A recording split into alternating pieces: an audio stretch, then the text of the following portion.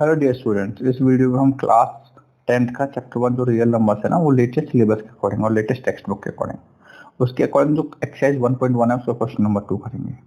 अगर आपके पास text book नहीं है लेटेस्ट वाली तो आप पीडीएफ से भी डाउनलोड कर सकते हो, जिसका लिंक मैंने डिस्क्रिप्शन बॉक्स में दे रखा है। ओके, सो जो क्वेश्चन नंबर सेकंड इज, आपको एलसीएम और एचसीएफ फाइंड करना है। आपको पेयर दे रखा है इंटीजर्स का, उसमें आपको क्या करना है, एलसीएम और एचसीएफ फाइंड करना है। उसके बाद आपको ये वेरीफाई करना है, वेरीफाई करना है मतलब ये होगा ही। अगर आपका नहीं आ रहा है तो आपके में मिस्टेक है कि जो एलसीएम और एचसीएफ का प्रोडक्ट है वो आएगा जो आपको दो नंबर दे रखे हैं ना उनके प्रोडक्ट के इक्वल। तो पहले हम एलसीएम निकालेंगे, फिर एचसीएफ निकालेंगे, फिर क्या करेंगे, ये वेरीफाई करेंगे जो हमको वेरीफाई करने के लिए दिया हुआ है। अब देखो, जब आपको एलसीएम एचसीएफ निकालना है तो पहले तो फैक्टर निकालो। 26 फर्स्ट पार्ट कर रहे हैं, 26 के फैक्टर्स एंड किसके फैक्टर्स, 91 के फैक्टर्स, और ये प्राइम फैक्टर्स होंगे। तो उसके लिए आपको डिविजिबिलिटी रूल्स आने चाहिए कि कोई भी नंबर 2 से कब डिविजिबल होता है, 3 से, 5 से, 7 से, तो ये आपको पता होना चाहिए। तो पहले 2 से डिवाइड किया, क्यों किया, क्योंकि यूनिट प्लेस पे 6 है। एक बार बता देता हूँ, अगर यूनिट प्लेस पे 0, 2, 4, 6 और 8 हो तो वो 2 से डिवाइड हो जाता है। ठीक है, यूनिट प्लेस जैसे इसमें लास्ट में 6 दे रखा है।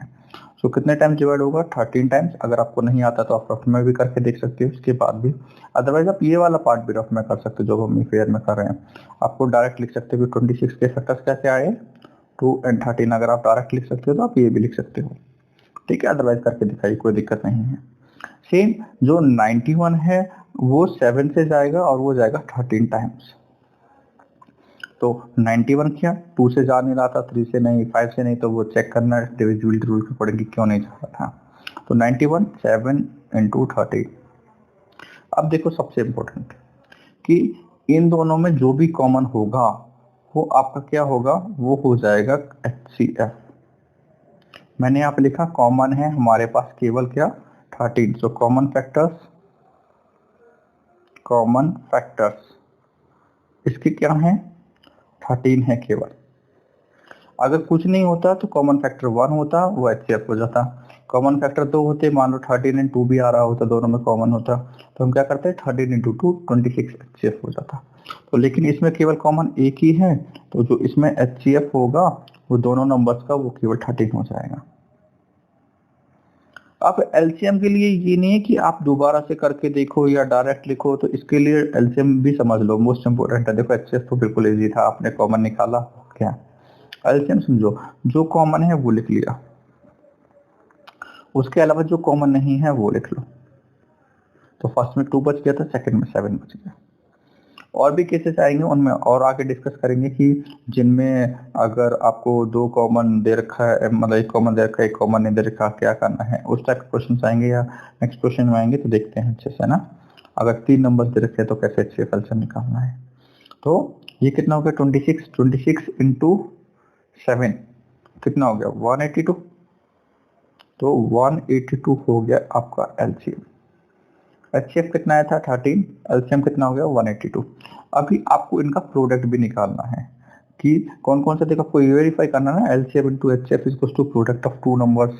तो इसका लेफ्ट हैंड साइड लिख लेते हैं, left hand side is to, जो आपको वेरीफाई करना है, LCM into HCF. LCM is 182, HCF is 13। तो अगर आपको मल्टीप्लाई आता है तो कितना आ जाएगा, चेक करके देखना, 2366 ही आता है क्या। और सेम आरएचएस में क्या हो जाएगा, दोनों नंबर्स का प्रोडक्ट। तो दो नंबर्स कौन कौन से हमारे पास, 26 इंटू 91। तो इसका प्रोडक्ट भी उतना ही आएगा जितना एलएचएस में आया था, कितना, 2366। तो देखो दोनों इक्वल है, दोनों इक्वल है, तो आपने लिख देना है hair LHS is equals to RHS, hence verified, hence verified। ये आपका हो गया वेरीफाई। पहले हमने क्या किया, फैक्टर्स बनाए, कॉमन फैक्टर निकाला, एचसीएफ एलसीएम फाइंड किया, इसका एलएचएस आरएचएस निकाला कि एलसीएम और एचसीएफ का मल्टीप्लाई, और फिर दोनों नंबर्स का प्रोडक्ट किया, अब वो दोनों सेम आया तो हमने लिख के वेरीफाई हो रहा है हमारे पास, तो जो आपने वेरीफाई करवाना था। ठीक है, इसी के जैसा सेकंड क्वेश्चन है, तो सेकंड क्वेश्चन आप खुद से कर लीजिए, थर्ड पार्ट इसका मैं करवा देता हूँ। 3 पार्ट दे रखे हैं ना, तो सेकंड पार्ट आपके लिए होमवर्क है और उसमें आपको बताना है कमेंट बॉक्स में कि एलसीएम और एचसीएफ आपका कितना कितना आया है। तो अब देखिए सेकंड पार्ट इसका, थर्ड पार्ट इसका। तो थर्ड पार्ट में देखो क्या है, 3, 3, 6 के फैक्टर्स बनाए अपने। डिविजिबिलिटी रूल से 2 से 2 1 जा 2, ठीक है, 1 बचा, 2 6 से 12, 2 8 जा 16, 2 से कीजिए 2 8 जा 16, 2 4 से 8, 2 से 42, 2 से 21, 3 एंड 7। ठीक है, तो 2 कितने टाइम्स आया, 1 2 3 4 4 टाइम्स एंड 3 एंड 7। अभी इसके बाद करना है 54, 54 को 2 से कीजिए, 2 2 जा 4, 2 7 जा 14, अब 2 से तो नहीं जाएगा, 3 9 जा 27, 3 3 जा 9, अगेन 3 टाइम्स 1 हो जाएगा, तो 3 3 6 के जो प्राइम फैक्टर्स हैं वो कितने हैं, 4 टाइम्स तो 2 है, उसके बाद 3 एंड 7 है। इन द सेम वे जो 54 के फैक्टर्स है वो क्या है, 2 1 टाइम्स एंड 3 टाइम्स 3। अब देखिए जो हम बात कर रहे थे फर्स्ट पार्ट में कि इसके कॉमन फैक्टर्स क्या क्या हैं, कॉमन फैक्टर्स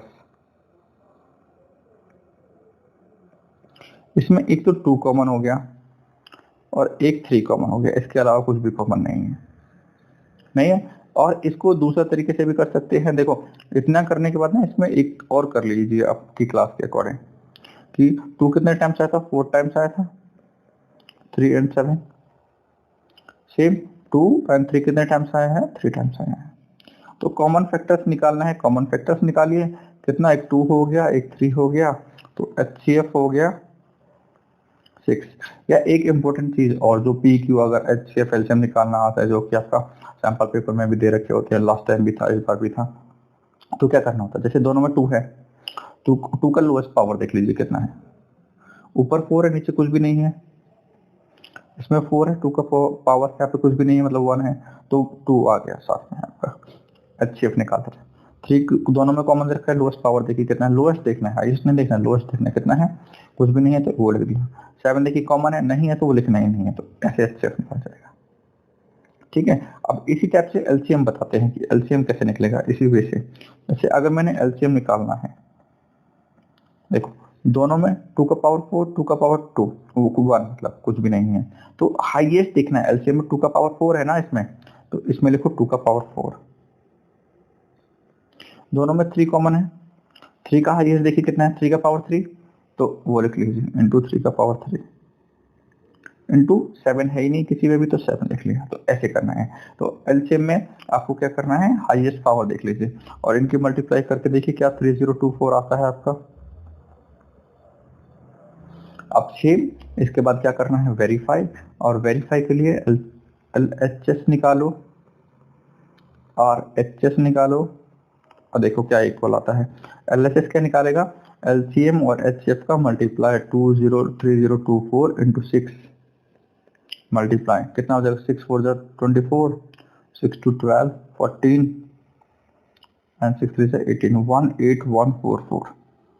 ठीक है, ऐसे ही सेम जो प्राइम नंबर है उनका प्रोडक्ट, जो सॉरी जो नंबर दे रखे हैं उनका प्रोडक्ट, प्रोडक्ट ऑफ 2 नंबर्स, तो इनका मल्टीप्लाई करोगे तो वो भी सेम ही आएगा। अगर नहीं आ रहा है तो आपने मिस्टेक की है कहीं पे, तो इस चीज का ध्यान रखना है।